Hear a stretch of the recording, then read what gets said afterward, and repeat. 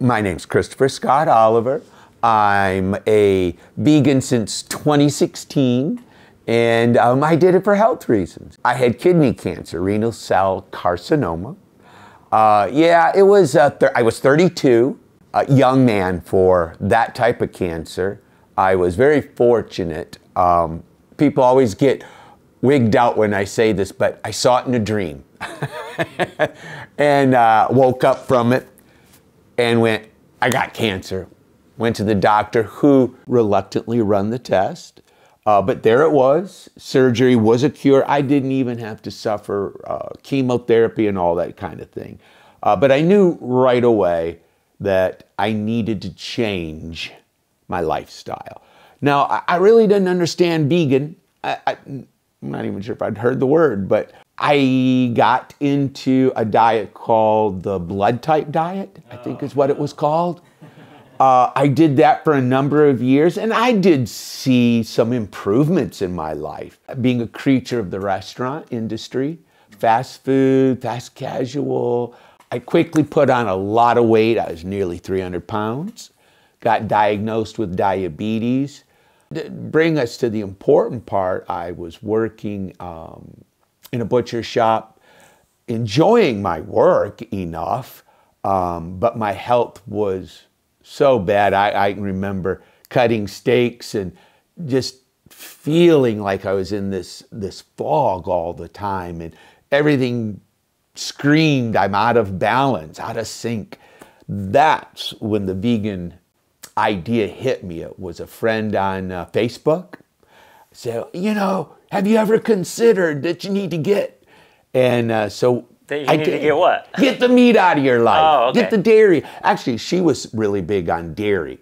Getting that out of my life. And, you know, over the next few years, I became dedicated, and I had to give it up. Yeah, absolutely.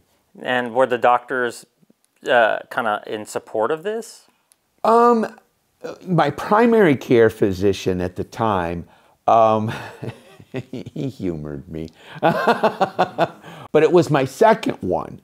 I went to another doctor who was a little more cooperative. My last test results, and I haven't seen a doctor since, my last test results in 2017 were essentially perfect. Cholesterol level, all those parameters were just right on target, and been no looking back since. Wow. Did you notice any other physiological, mental, or emotional changes after going vegan? Oh gosh, yes. This is gonna sound crazy, but I swear I found mental clarity. I could focus like I hadn't focused since I was a teenager. My memory was so much better. Energy levels. I dropped.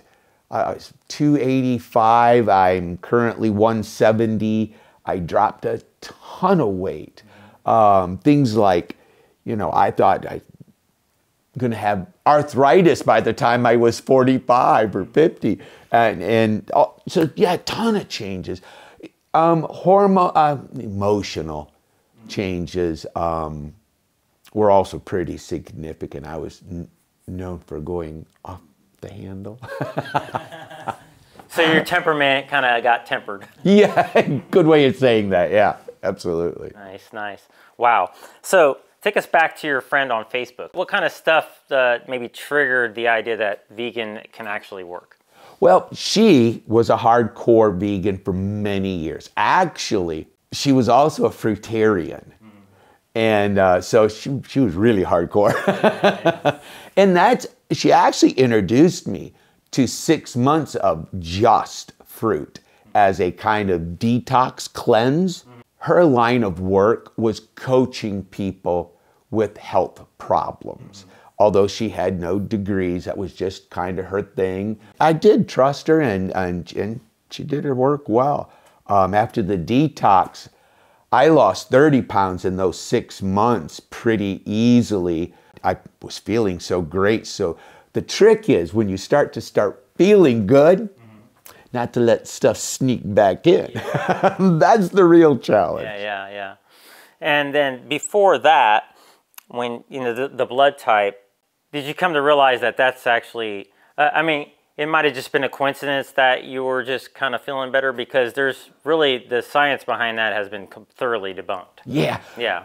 I like think, 8 years ago it was. Yeah. I think in part, it was just that I was conscious because of it, of what I was eating. So that alone made a big impact. I was making choices. But I will say too, it also started my mental awareness. I began to, for the first time, seek to understand nutrition. I never thought about it before. As far as like the cancer, when were you diagnosed with that? I was 32 and I don't remember the year. Okay. No, I'm 60 now. Wow, great. So it's been a while. Yeah, and what year was it again you went vegan? 2016. Okay. So when did the cancer finally go away? Well, fortunately for me, there was surgery. Okay.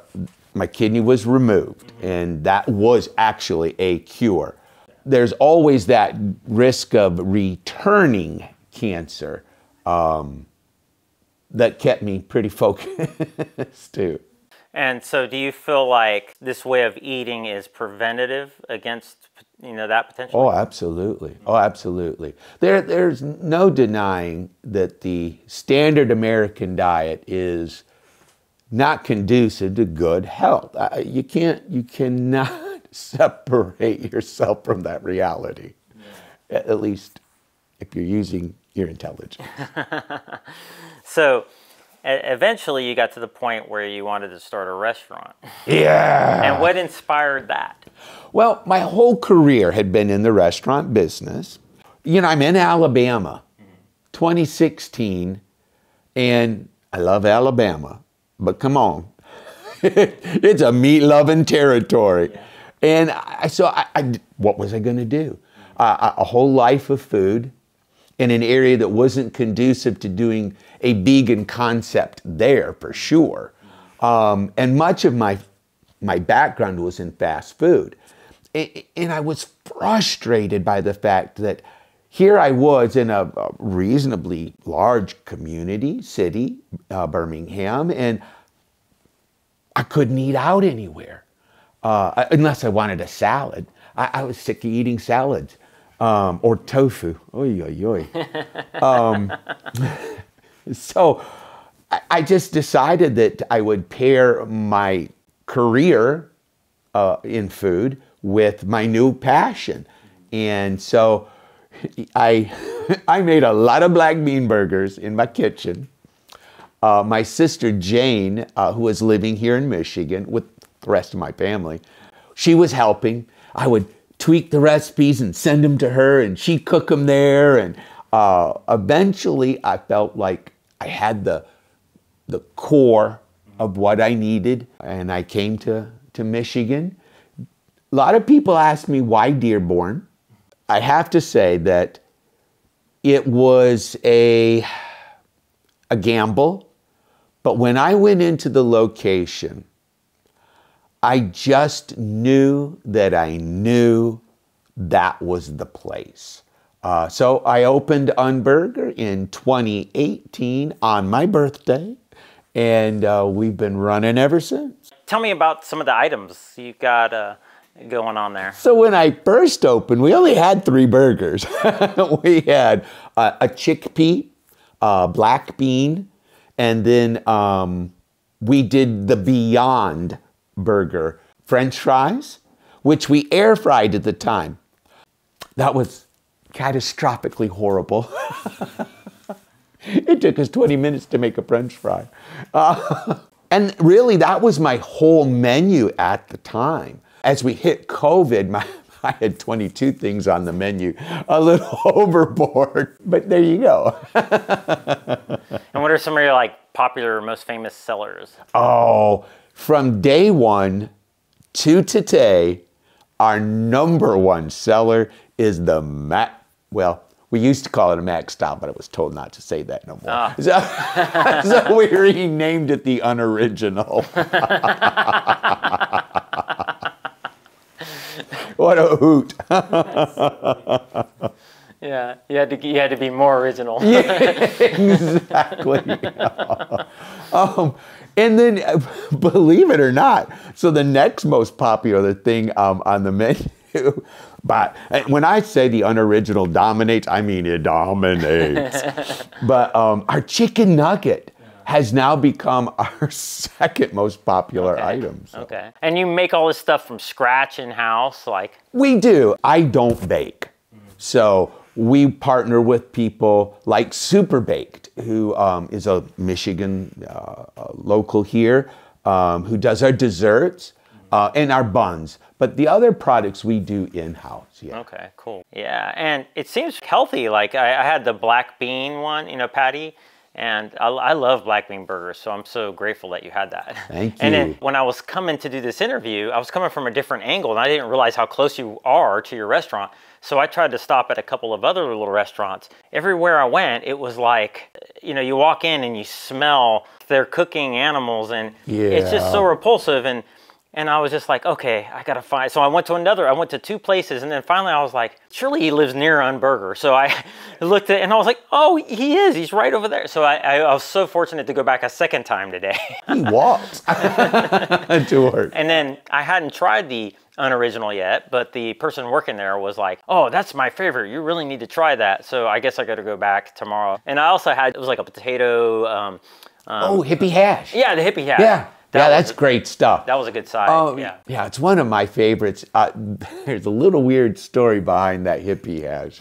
So when I was working in Alabama, before I became vegan, I never had formal training to be a chef.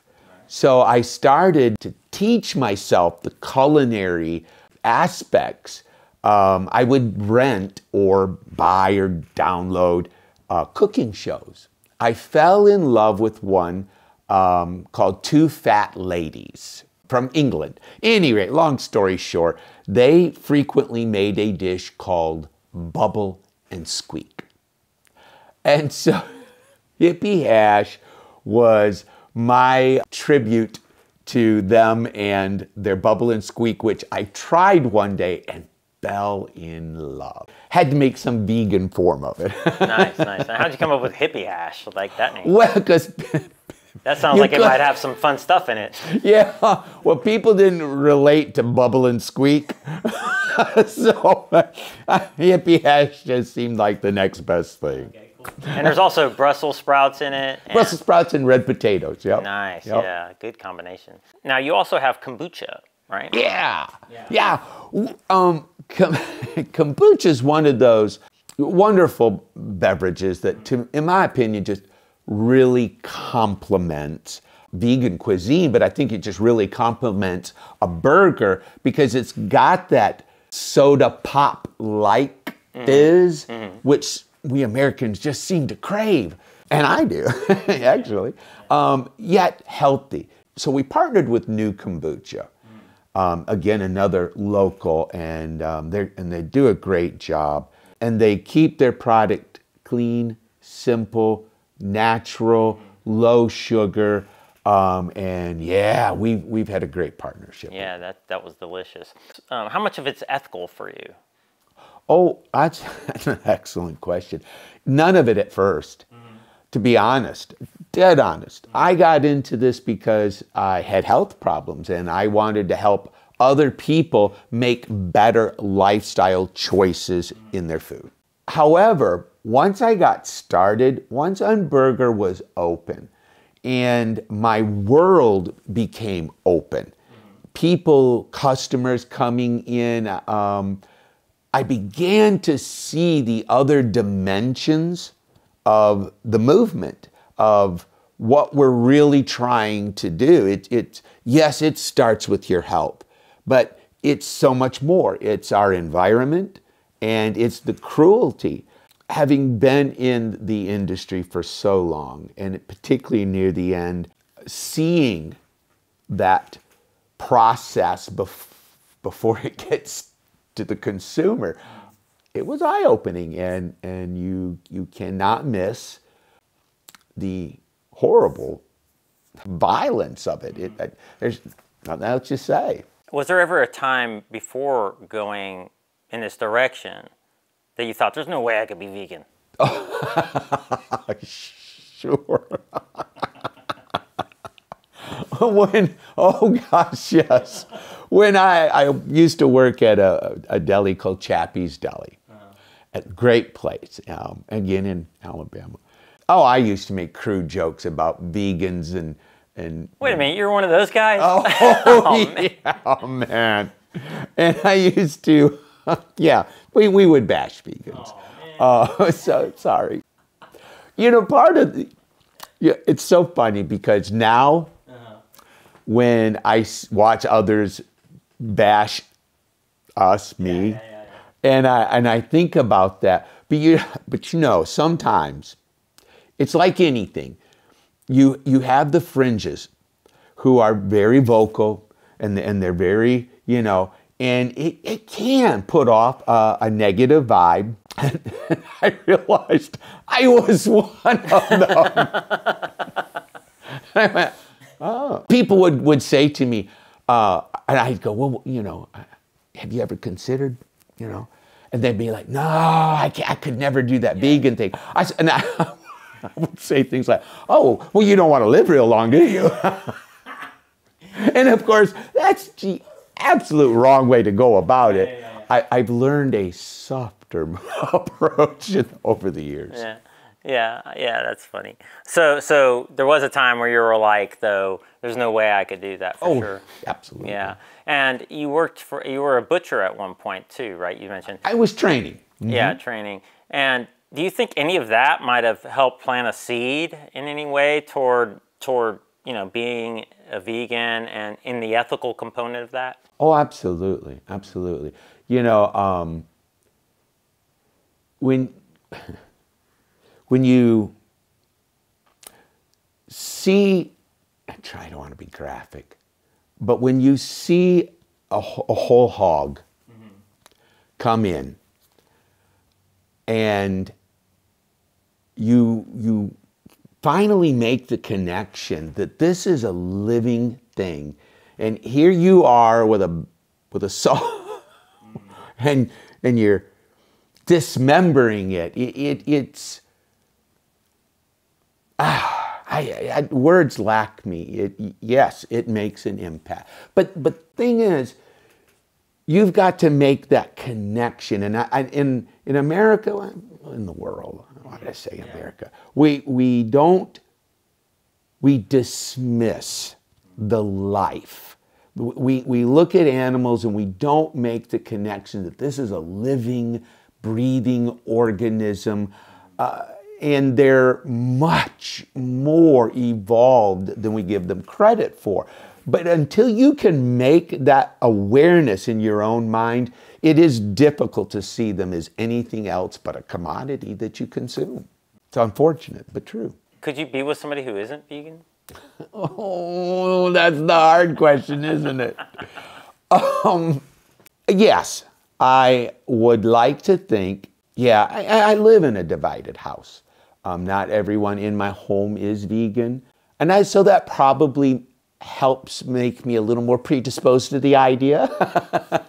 But I'd also like to think that anybody who was my partner would be certainly of the mindset to at least explore it, at the very least. And do you think it's important for other people to consider doing this? Oh, absolutely. The goal is to have the world stop relying on animal products, animals and animal products. But I kind of set my own agenda now. We just got to get the ball moving. We got to get it rolling. It'll build its own momentum. Yeah. So I've tried to take the mentality that if I could get the average person to just reduce their consumption, 25%, 30%, it will take on momentum. Sometimes if you try to force a horse to make the jump, it doesn't want to do it. You got to lead it to it. And I think part of, Unburger, it's shaped to be a gateway. A lot of our success, especially here in Dearborn, which is a very meat-centric place, They come because they're curious. We've designed our menu to be inviting and to give the comfort foods that they are familiar with. What's the saying? You draw more with honey than you do, you know? And so I see people who come once reluctantly. Next thing I know, over time, they're once, twice a week now. That's success. That's how we'll get to the end of the line. Yeah, I had some conversations with some of your employees, and some of them aren't really vegan. No? But like one in particular, he was like, well, I love eating this food. And he was very receptive to the conversation. And then some of the customers I could overhear coming in there also like, oh, I'm not vegan, but man, I love this stuff. So it was just like exactly what you're saying right there. Yeah. Do you try to avoid using the word vegan? Yes. It's become kind of a new thing for me. I used to wear it proudly. Yeah. Some of our old marketing, I always plastered the vegan, vegan, vegan everywhere. Now I tend to use the more popular and less emotionally charged plant-based, plant lifestyle, that kind of thing. And it works. It honestly does make a difference. The word vegan, right or wrong, it just has an electric charge to it. Yeah. And it's unfortunate because all it means is like we don't want to hurt others. No. But haven't we come a long way? Yeah. Even though I started in 2016, which is really so recent in the big scheme of things, right? Yet, in 2016, still, everything seemed so tofu or soy-based. We've come a long way. Really have. Rumor has it that a lot of vegan restaurants are shutting down. Have you heard about that? But I think it's a lot of restaurants, just not even just vegan ones. I mean. Yeah, I that's a good point. In my time, and we're new. 2018, it's only 2024. We're not a really old restaurant. Sadly, during our short existence, I watched what were icons in this area go out of business. Places like the Nosh Pit. Trying to think the one here in Detroit here, Chili Mustard Onion, I think it was. Yeah, CMO. So sad, just so sad. But you hit the note just right. It's not just vegan restaurants, right? You know, leading into and going through COVID was a tough time for the industry as a whole. But I really believe we're on the upside. I saw a post here recently on Instagram. 40 new vegan restaurants are opening. I believe it's in Tampa, Florida. Wow. Or in the Tampa area, something like that. Are they all the same? Oh, no, yeah. And we're seeing more celebrities get on board, opening chains of theirs. Mark Hart or something, I remember reading about. A friend of mine has a gas station in California that's got, you know, the typical mini mart. It's 100% vegan. Oh, that is called Hangry Planet. Yeah, I know. It's awesome. And so, yeah, you're going to hear them.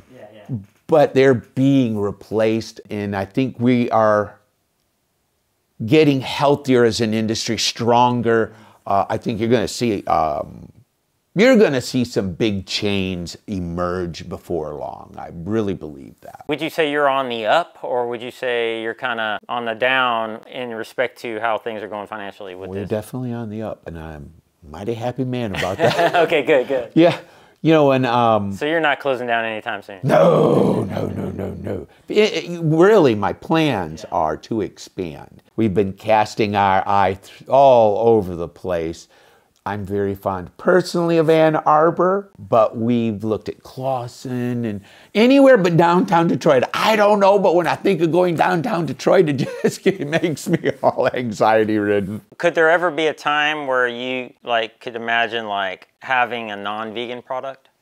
Oh no, no. I won't personally. I wouldn't even be involved in another concept.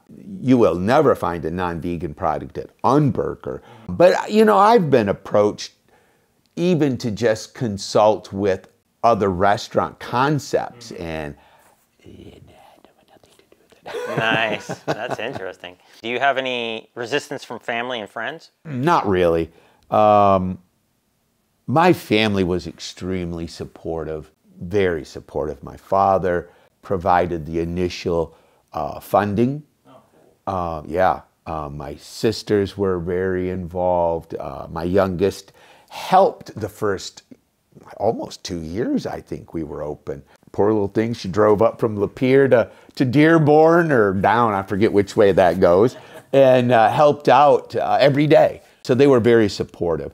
The only real resistance I ever had was in the initial concept phase, and that was the friends who lived in Alabama, but that's just because it was so alien a concept to them that they just couldn't conceive of it. Everyone thought I would fail, by the way, especially when they heard I was opening in Dearborn. And I want to add to that too, Dearborn. When COVID hit, I'll be truthful with you, I thought I was done. I remember one night going home and the governor had just shut everybody down and had laid down some pretty hard guidelines about what it meant to stay open. And it was, this community was amazing. I try. Every time I tell the story, I get a little emotional, but I remember one lady in particular, she goes, I've never been here. I'm not a vegan, but you're part of my community, and I want to see you survive. And it was that kind of love and support from this community right around me that kept me alive through that difficult time. But it was a good time, and it was a good time for our movement because people were at home. They had little else to do, and they were scared to death of everything they were being told. So they started to take it into their own hands and do research. And by golly, what they found out is that what they were eating wasn't so dadgum good for them. And when we reopened fully, I went from this to this on a dime. People were flooding Unburger for the first time because they wanted to change their health. They wanted to prevent themselves from being in the casualty group if it happened again. So, you know, yeah, it was a horrible thing. Everything's got a silver lining, and that was it for us.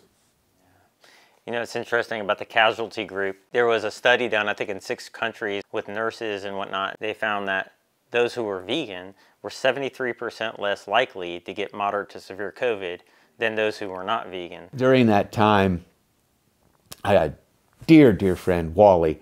I remember he coached 3 or 4 people who got COVID, coached them through it. They never went into a hospital, cured the disease, whatever you want to say, handled it, survived it in a homeopathic kind of nature.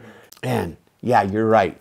When I was a kid, I remember this adage, garbage in, garbage out.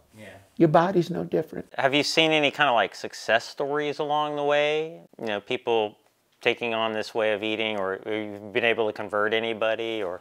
Oh, yeah. We used to have a line of sea moss, Moss Man.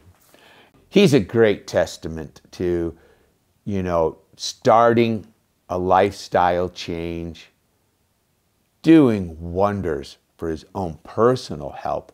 Then he creates a line of sea moss gels. His business is growing. He's constantly in the front lines coaching and helping other people make choices that are better for them.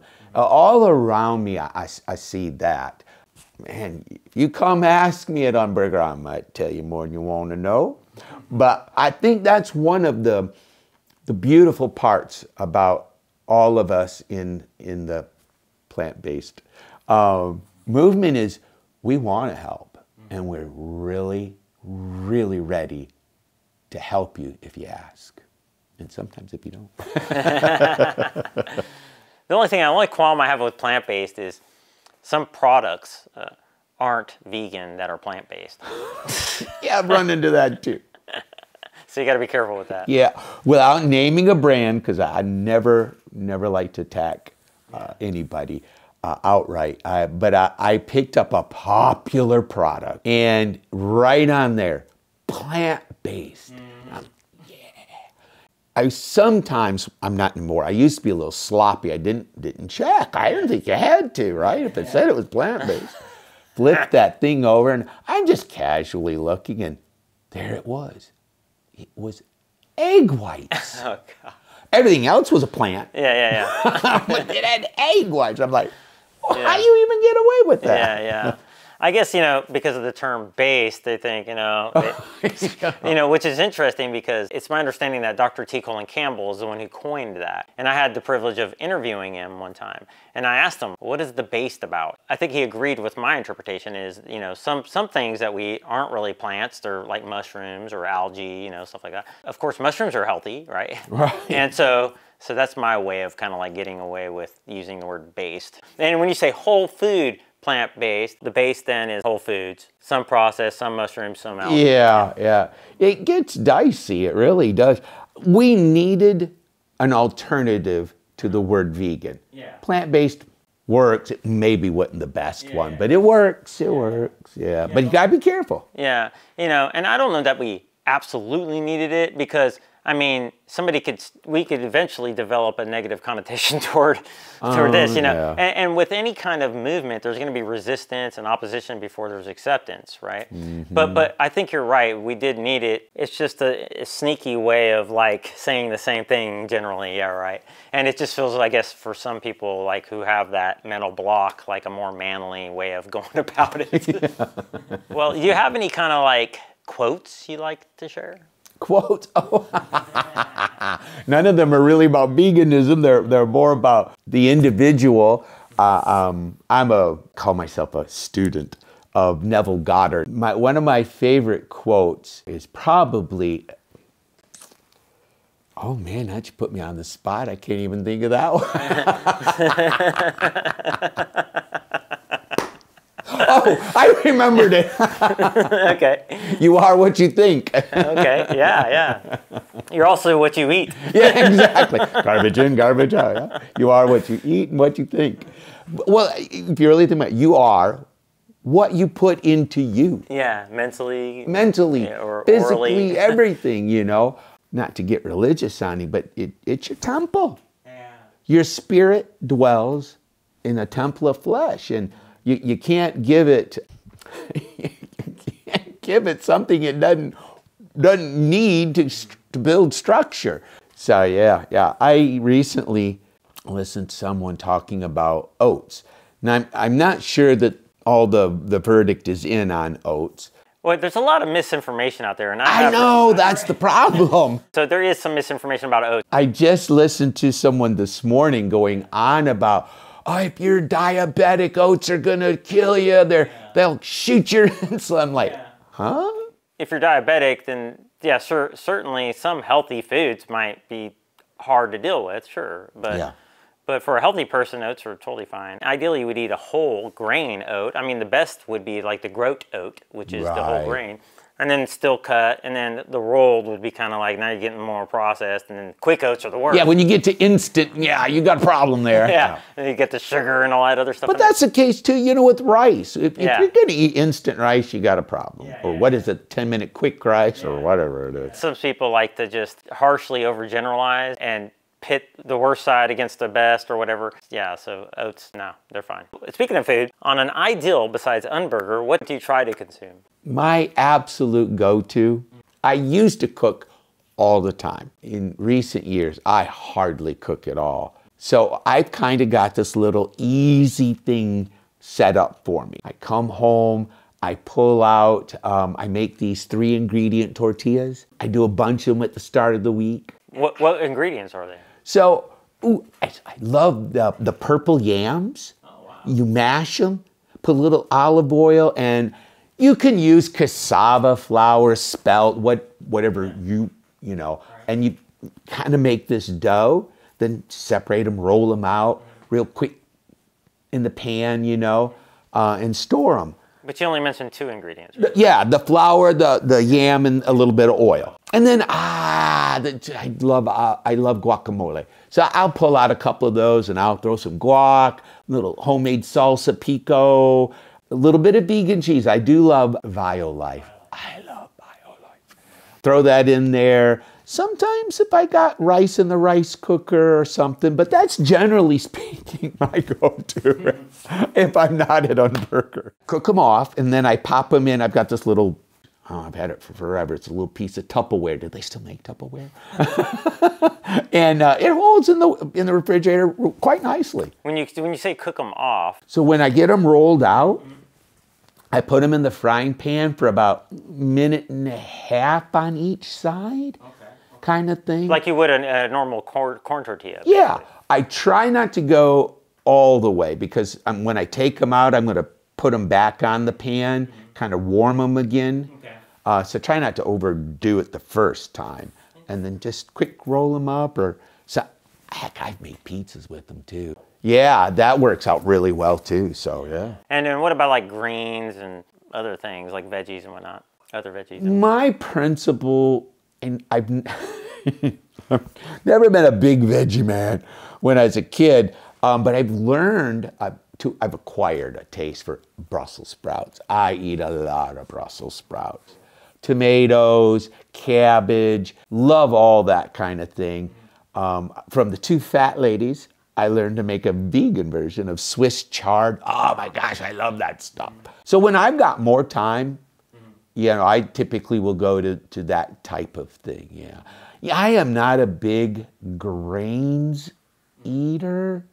Yeah, I mentioned oats, and I don't really use them all that much, other than oat milk, so. Yeah. Okay. And what about like breakfast? Like, is that you're using the wraps? You know what? You don't eat breakfast? I don't know how I fell into the habit. I used to be a cereal eater. I loved cereal, and there was this one made with sorghum grain I actually kind of liked. I just disliked that whole feeling heavy afterwards. I just did. So anyway, long story short, I don't do breakfast no more. It sounds like an old saying, but it's actually been resurrected by a lot of, really important people that breakfast is the most important meal of the day. I may have to re-examine. So even Joel Kahn was saying that because there was like a study that came out about intermittent fasting, and it was like, he thinks it's because they're skipping breakfast, that it was kind of maybe detrimental in the long run. And Dr. Greger's been saying for a while now, eat breakfast like a king, lunch like a prince, and dinner like a pauper. I've heard that expression, yeah. You're busy and stuff. What do you drink coffee or something in the morning? Yeah, when I drink coffee in the morning, I find it easy to skip breakfast. Yeah, I have learned, Haley, who works with me in my kitchen, I have this lovely little test kitchen in the bottom of Unburger. And we spend a lot of time together down there. We've kind of noticed that about 10:30, I have to have something. So I'll usually, apple, orange, whatever's there, kind of thing. We both noticed that. We needed that little, so it's probably in my best interest to put breakfast back in the program. Back in the beginning, when I was doing the 6-month fruitarian, we didn't eat before noon. That was one of the things, you didn't eat before noon. So I got that habit going there. Yeah, everybody's got some weird angle on from the weird blood type diet. So Dr. Greger, you ever heard of him? Dr. Yeah. Greger? Yeah, He's got a really good video on that you should check out. It's actually pretty funny. It's entertaining. I can't think of who it was, but I remember might have been Dr. Greger. And it was hysterical the way they were just bashing that diet. To death. I know. Every time somebody mentions it, I have to send them that video. Yeah. Anyway, so who are some of your other favorites in the movement? Because you mentioned off camera Dr. Joel Kahn, I think. Dr. Kahn. And Brakey, Dr. Brakey. Yeah. But it's my heroes were the everyday men and women of Facebook. In 2016, Facebook was big then. And it was the source. I was already in the mentality then. Remember, 2016 was the great Trump-Hillary battle. You learned real fast to distrust the media. Got deeply involved in the men and women who, and many of them didn't have degrees, but who were so deeply invested in learning and sharing what they learned through Facebook. I spent so much. No one ever told my old boss now how much time I actually spent on Facebook instead of making food, okay? And they were the people who inspired me and moved me the most. I love Dr. Khan, love them all. And I appreciate their contribution. But it's people like you and me that move you the most. It's their testimonies that speak the most to you. And they did for me. Yeah, absolutely. You know, one thing I have to say about that is, while what you're saying is truly accurate, that stories are the most powerful way to get something across. But at the same time, anecdotes are horrible. But what's interesting is we have anecdotes that are supported by science. And we have anecdotes that are very long time. So if you look across my channel, you see many long time vegans, very long time, even older than you, that have been longer than you, been alive. Lifelong vegans, multi-generational vegans. We have the totality of evidence on our side. Oh, yeah. Yeah. Well, man, this was a lot of fun. Thank you. I bet you would be a pleasure to work for. I've always thought it would be cool to work at a restaurant like this because it's so mission-driven, and it just seems like, I mean, I'm in my 50s, I got a degree, and the last thing I care about is some behind-the-desk thing. I would much rather work at a restaurant, even if I didn't have to work at all. Like, I could just think it would be fun, you know? Yeah, it's especially great. For somebody like you. I mean, that would just be a blast. Yeah, it is very satisfying. Yeah, if I had one last, I guess, pearl of wisdom, or whatever you want to say. This journey, the greatest part of it is the people. I have met and am so humbled. You know, it seems like such a cliche. No matter how hard you think it is harder for somebody else somewhere. Take stock. We are all in this together. People truly, at the heart of everybody is a desire to get along, to support, and just be one beautiful community. That's what I truly believe, because it's what I've seen. There's one last thing that you're making me think of. And I thought of it a couple times in this conversation, like earlier when you mentioned your temperament changing. Do you feel like our compassion toward not wanting to hurt animals and the passion we develop along the way translates over or transfers over to being more compassionate to each other?